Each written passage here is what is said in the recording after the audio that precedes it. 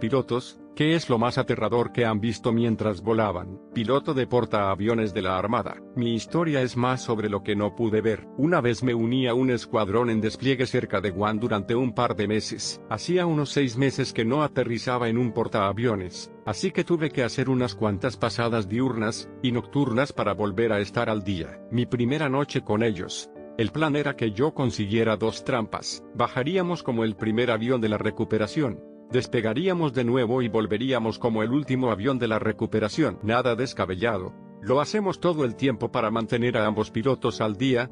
Lo único diferente es que yo volaría ambas pasadas. Esta noche estaba nublada, por lo que la luz de la luna no llegaba a la superficie del océano, por lo que estaba muy oscuro cuando descendías a través de las nubes. Está tan oscuro que no puedes distinguir dónde acaba el agua y dónde empieza el cielo, aunque no importaba porque seguíamos entre las nubes a 1200 pies. Cuando bajamos los primeros en la línea de conga de aviones en intervalos de 2 minutos, oímos a Paddles, los pilotos de la parte trasera de la nave que ayudan a guiarte hacia abajo, decir 99. La cubierta se está moviendo, lo que significa que la cubierta de vuelo está cabeceando, rodando y agitándose con el movimiento de la nave más de lo habitual. Esto ocurre ocasionalmente, y siempre es un poco impreciso, pero para eso está Paddles. De todos modos, mientras estamos volando nuestras agujas hacia el barco, pasamos los 400 pies a 1 milla, y todavía estamos en las nubes en la oscuridad. Llegamos al punto normal de traspaso entre el controlador de aproximación y Paddles a 3/4 de milla. Aproximación dice mostrarte y seguir. 3/4 de milla. Llamar a la pelota. Este es el punto en el que miramos al exterior, y confirmamos que vemos las luces de la nave que te guían en la senda de planeo correcta. En la aviación de portaaviones, si no puedes ver la bola o no sabes dónde estás en la senda de planeo por alguna razón, dices clara, que significa aclara mi posición. Al menos eso es lo que siempre supuse que significaba, y Paddles intervendrá en la radio y te dará algo de ayuda. Bueno, en este caso, ni siquiera podemos ver la nave, así que respondemos con clara nave. Paddles responde con 601. Luz de taxi encendida. Eso significa que ellos tampoco pueden vernos, y necesitan que encendamos la luz de taxi para saber dónde estamos. Encendemos la luz de taxi, y Paddles dice contacto con Paddles y continúa hablándonos hacia la cubierta. Probablemente estamos pasando por los 150 pies. Finalmente, salimos y unos de 3 a 5 segundos después, tocamos la cubierta y nos detenemos. Estaba lloviendo tan fuerte que apenas podíamos ver al director del taxi en la cubierta. Nos llevaron a las catapultas de proa, y salimos disparados hacia la oscuridad para hacerlo de nuevo. Por suerte, el tiempo se despejó un poco, y la cubierta se estabilizó un poco para la segunda pasada. Eso sigue siendo la cosa más loca que he hecho en un avión. Un paracaidista a unos 20 metros de mi ala. Estaba volando un 172 en un campo no controlado en el que he volado 100 veces antes, sin saber que después de una prohibición de 5 años en el paracaidismo allí, lo estaban permitiendo en una solicitud de caso por caso. Mientras volaba, llamando a mi posición, escuché paracaidista en el aire. Mi primer pensamiento fue que espero que no estén en esta dirección, y entonces allí estaba él. Tuve una imagen de él atravesando mi hélice. Después de ese pensamiento, oh Dios, por favor, no me dejes matar a este tipo. Entonces me di cuenta de lo que acababa de pasar, y de cómo el piloto no había avisado mejor. Se fue volando completamente. Me enteré de que el piloto estaba volando con su amigo para hacer paracaidismo en su campo local, y luego partió a su aeropuerto de origen. Nunca encontré al tipo. Mi padre me contó una historia de hace unos años que ocurrió mientras volaba en un 737 en algún lugar de Nevada, creo que de regreso a Toronto. Era tarde, así que no se podía ver demasiado. Pero de repente, a la izquierda del avión, mi padre vio una bola de luz muy brillante. Supongo que se podría decir que se movía muy rápido por el cielo. Mi padre y su copiloto no tenían ni idea de lo que era, y podían oír a otros pilotos cercanos llamando por radio y preguntando qué era. Finalmente, pasó volando y desapareció en la distancia. Unos días después, mi padre descubrió que lo que había visto era un misil lanzado por un submarino de la USN. Me pregunto cuántos pasajeros creyeron ver un ovni. El aeródromo en el que hice mi formación de piloto tenía una vía de agua en el extremo de aproximación de la pista, y a menudo había veleros que se dirigían hacia el mar cuando llegabas para aterrizar. Normalmente llegaba un poco alto, ya que la pista era bastante larga. Un día, no mucho después de haber completado mi primer solo, estaba haciendo mi run-up, esperando a que uno de los pilotos regulares aterrizara su avión deportivo de ala baja. Obviamente, no vio el mástil del velero que cruzaba, y lo golpeó. El avión rodó por la pista y se rompió en pedazos. Llevé mi avión de vuelta a los amarres para despejar la zona, y luego fui a ayudarle a salir del avión antes de que se incendiara, lo cual no fue lo suficientemente sorprendente. El piloto se rompió las dos manos por las muñecas y se fracturó un montón de cosas. Por desgracia, era cirujano. No sé si pudo volver a trabajar. No hace falta decir que, desde entonces, siempre tenía mucho cuidado en las aproximaciones. Mi padre es un antiguo piloto. Una vez me contó que estuvo a punto de estrellar su Cessna porque chocó con unos gansos. Se estaba preparando para una aproximación de aterrizaje cuando chocó con unos gansos que volaban en una zona de niebla. El parabrisas quedó completamente destrozado y él y su pasajero quedaron cubiertos de sangre y plumas. Aterrizaron sin problemas, pero mi padre quedó bastante marcado por aquello. No dejó de volar por eso, pero los choques con aves siguieron siendo un temor constante para él. Los gansos son pájaros grandes y causaron un daño considerable a ese pequeño avión. Esto sucedió en mi primera vez volando sin instructor a bordo, solo haciendo un par de vueltas alrededor del patrón de tráfico. Despegué, las vueltas 1 y 2 fueron bien, clavé un par de llamadas de radio. Tuve esa increíble sensación de sí, lo tengo, pero la vuelta número 3 fue bien hasta que estaba preparando mi aproximación final para aterrizar, y el GTN 750, básicamente un sistema de navegación radio pseudo radar de lujo, me advirtió de un Cessna a 1 milla a la misma altitud. Lo ignoré, puesto que ya tenía el avión a la vista, y verifiqué con la torre de control que estaba aterrizando en la pista paralela a la mía, y he aquí que este tipo pasa por debajo de mí a unos 200-300 pies, lo que parece una buena cantidad de espacio, pero en realidad está muy cerca en un espacio aéreo tan concurrido como este. Debería haber acelerado a fondo y haber dado la vuelta para volver a intentarlo, pero el otro avión ya se había alejado de mí antes de que se me pasara el susto. Esto se hizo especialmente peligroso por el hecho de que el avión que yo pilotaba era de ala baja, no podía ver por debajo de mí, y el otro avión era de ala alta, no podía ver por encima de él, así que ninguno de los dos podía verse, y la torre le gritó al tipo que se apartara de mi camino, y aterricé sin problemas. No soy piloto, pero mi padre sí lo es. Dicho esto, estábamos volando desde Las Vegas y al despegar casi chocamos con otro avión. Este otro tipo nunca llamó por radio a la torre, nunca mencionó nada sobre el aterrizaje, simplemente estaba en su propio mundo como si fuera el dueño del aire. Él estaba en un Beech bimotor.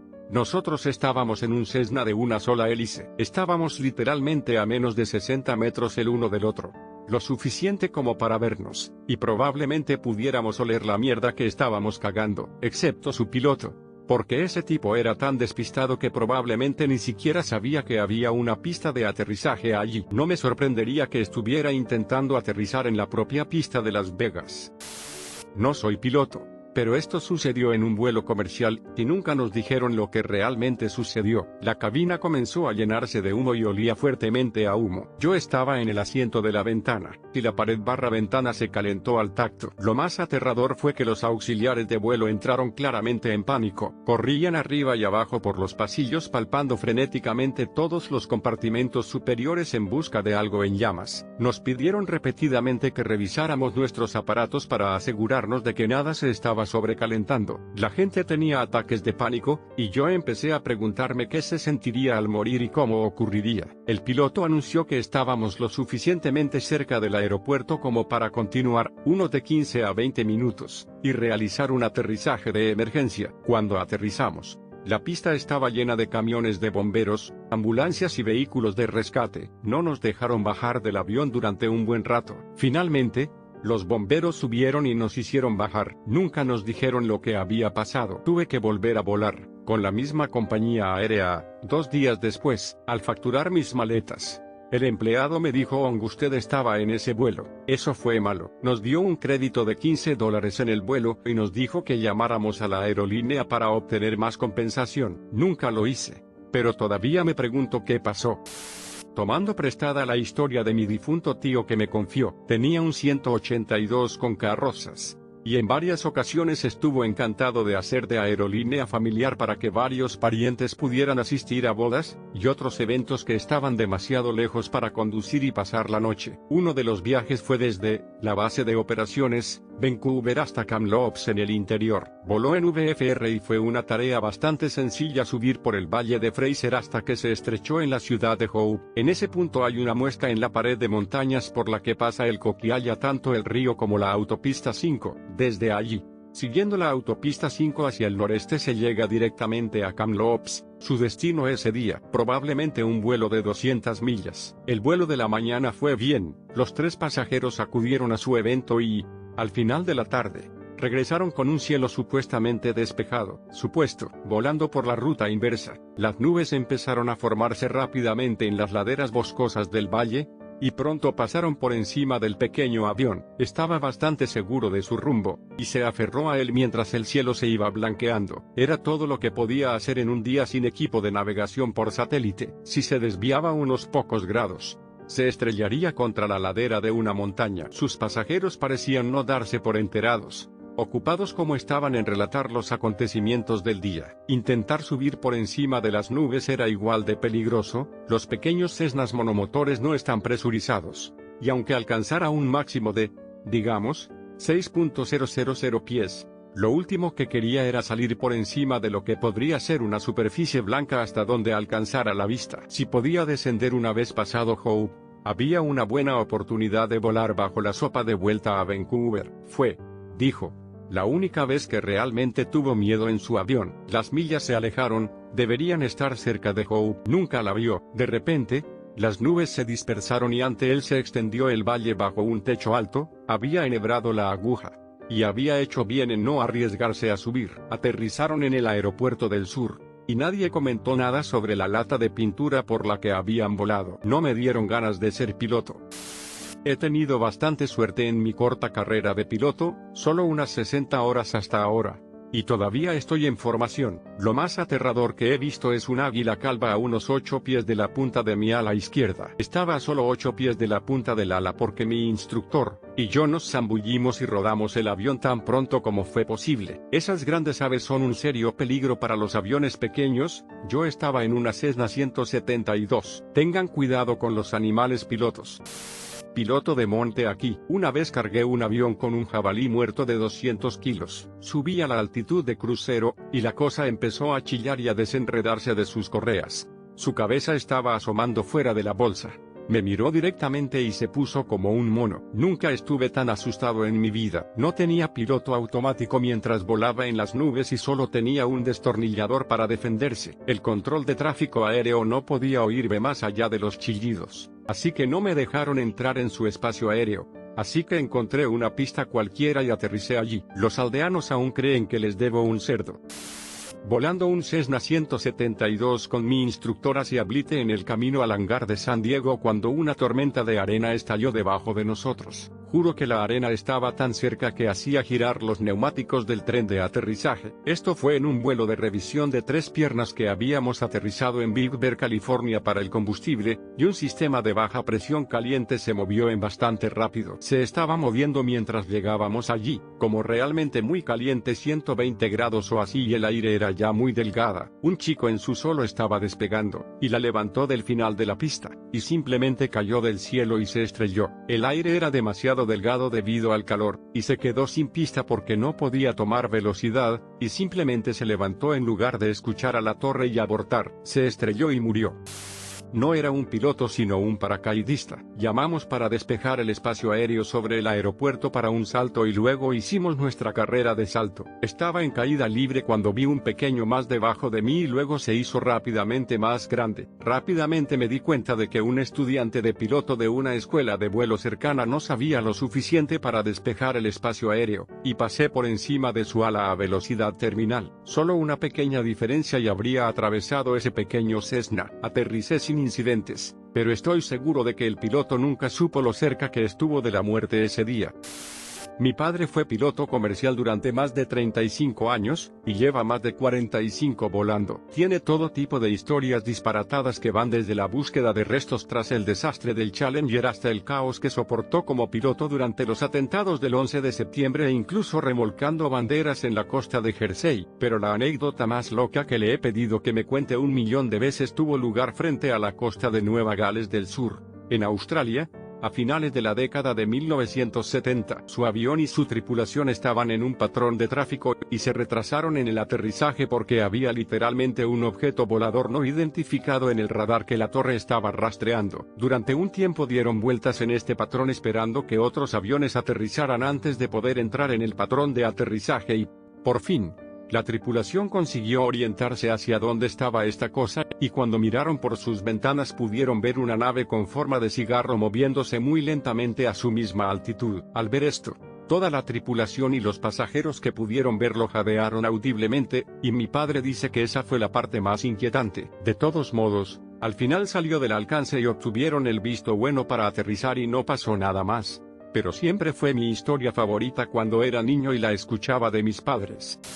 En mi primera travesía en solitario, es mi tercera vez solo en un avión, y los vuelos de travesía se refieren solo a un vuelo de un aeropuerto a otro, no como todo el camino a través del país. Las condiciones eran bastante buenas cuando despegué, y en la superficie eran buenas, pero un poco más arriba las tormentas pronosticadas comenzaron a desarrollarse un poco antes de lo previsto. Todo el trayecto fue bueno, algunas nubes grandes seguro, y muchas térmicas dado lo turbulento que era, pero nada de eso es muy notable para una tarde de agosto. Cuando aterricé, volví a rodar, salí y comencé mi camino a casa. Las nubes habían comenzado a ser bastante altas. Acabé volando bajo lo que probablemente era una tormenta eléctrica en desarrollo en mi tercer solo. Estaba bien despejado en términos de espacio libre de nubes, y no estaba más desarrollado que algunas grandes nubes grises. Pero no había realmente una buena manera de evitarlo ya que había bastante desarrollo en la zona, y dar la vuelta habría dado lugar a una desviación bastante significativa de mi plan de vuelo que, obviamente, me puso nervioso en mi primer vuelo en solitario navegando. Todo salió bien, obviamente, y ya casi tengo mi licencia de piloto privado. Pero eso fue un poco de estrés añadido a un vuelo ya estresante. También me acerqué a unos 30 pies de un águila calva, y a 50 de otra que volaba junta a 3.500 pies. Por un lado, es bastante impresionante ver a una criatura tan genial allá arriba haciendo lo suyo, pero por otro lado, un pájaro enorme como ese contra mi pequeño Piper Warrior no habría terminado bien para ninguno de los involucrados. Lo curioso es que fue en uno de mis vuelos de preparación para mi XC en solitario, así que supongo que fue una ruta emocionante. Me alegro de no tener ninguna historia realmente emocionante. Sin embargo, dado el poco tiempo de vuelo que tengo sería muy mala suerte si lo hiciera LOL. Es una vergüenza para mí admitir que estuve a punto de hacer un VFR en Inc. El vuelo inadvertido en Inc., condiciones meteorológicas instrumentales, desde VMC, condiciones meteorológicas visuales, es la causa de accidente con la mayor tasa de mortalidad en la aviación general. Y es mortal para todos los pilotos, incluso para los que tienen calificación instrumental. Así que decido volar con una meteorología poco ideal como nuevo piloto privado. Pero la base podría estar por encima de la altitud del circuito. Así que decido volar y echar un vistazo. Solo se trataba de un vuelo turístico. No había ninguna misión, y volvería si las cosas no parecían demasiado buenas. Al salir, las nubes se oscurecen y el avión, un pequeño C-150, se oscurece visiblemente. Me convenzo de que solo lo estoy imaginando y decido despegar. Alineándome, empiezan a aparecer pequeñas manchas de lluvia en el parabrisas. Durante el despegue, la lluvia empieza a caer con fuerza. Al salir de la pista, la visibilidad se reduce considerablemente. Hacer un circuito muy malo para aterrizar de nuevo, y todo estaba bien, pero nunca me habían temblado tanto las manos en el yugo. También añadiré que en la aviación general, no se debe planificar ninguna misión de tiempo crítico que no se pueda realizar también con un coche. Los accidentes de VFR en Inc. suelen ser causados por seguir con mal tiempo cuando deberías dar la vuelta,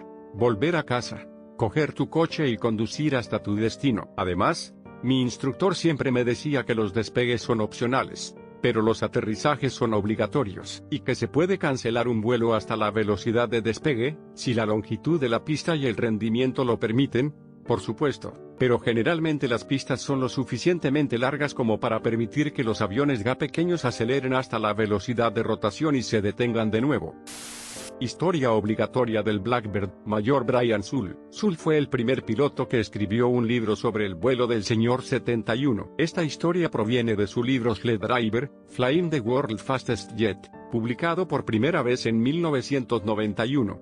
Ahora en su sexta edición, Walter y yo acabábamos de completar las 100 horas necesarias para alcanzar el estatus de Mission Ready en el jet, atravesando los desiertos de Arizona a 80.000 pies por debajo de nosotros. Ya podía ver la costa de California. Empezaba a sentir un poco de pena por Walter en el asiento trasero. Allí estaba, sin una buena vista de las increíbles vistas que teníamos ante nosotros, con la tarea de controlar 4 radios diferentes. La charla de radio predominante era la del centro de Los Ángeles, que controlaba el tráfico diario en su sector. Aunque nos tenían en su ámbito, aunque brevemente, estábamos en un espacio aéreo no controlado, y normalmente no hablábamos con ellos a menos que tuviéramos que descender a su espacio aéreo. Escuchamos cómo la voz temblorosa de un solitario piloto de Cessna pedía al centro una lectura de su velocidad en tierra. Center respondió: Noviembre Charlie 175. Te muestro a 90 nudos en tierra. Lo que hay que entender de los controladores del centro es que, tanto si hablan con un piloto novato en un Cessna como con el Air Force One, siempre hablan con el mismo tono, tranquilo, profundo y profesional, que le hace a uno sentirse importante. Me refería a ello como la voz del centro de Houston. Por el contrario, a lo largo de los años, los pilotos siempre querían asegurarse de que, al transmitir, sonaran como Chuck Yeager, o al menos como John Wayne. Mejor morir que sonar mal en las radios. Apenas unos instantes después de la consulta de la Cessna, un Twin Beach se manifestó en la frecuencia, en un tono bastante superior, preguntando por su velocidad en tierra. Te tengo a 125 nudos de velocidad en tierra. Vaya, pensé, el Beechcraft realmente debe pensar que está deslumbrando a sus hermanos Cessna. Entonces, de repente, un piloto de un F-18 de la Marina de la Estación Aérea Naval de Lemoore apareció en la frecuencia. Enseguida supiste que era un piloto de la Marina porque sonaba muy bien en las radios. Centro,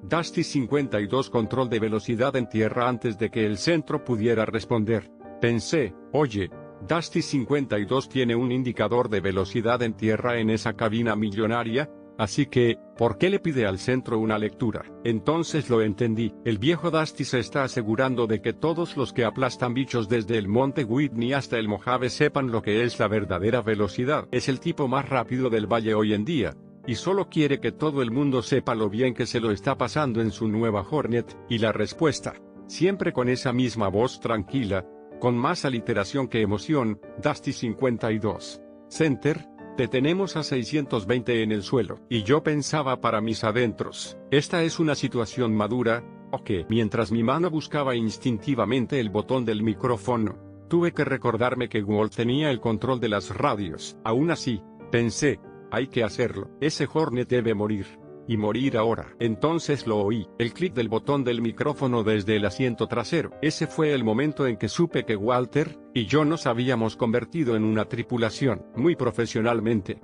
Walter habló: Centro de Los Ángeles, Aspen 20. ¿Puede darnos una comprobación de velocidad en tierra? No hubo ninguna duda, Aspen 20. Le muestro a 1.842 nudos, a través del suelo. Creo que lo que más me gustó fue el 42 nudos. Tan preciso y orgulloso estaba Center de dar esa información sin vacilar, y uno sabía que estaba sonriendo. Walt volvió a teclear el micrófono para decir, con su voz más propia de un piloto de combate: Center, muchas gracias. Estamos mostrando más cerca de 1900 en el dinero. Por un momento, Walter fue un dios, y por fin oímos una pequeña grieta en la armadura de la voz del centro de Houston, cuando L.A. volvió con entendido: Aspen, su equipo es probablemente más preciso que el nuestro. Vosotros tenéis uno bueno. Todo había durado apenas unos instantes, pero en aquel breve y memorable sprint a través del suroeste, la marina había sido flameada.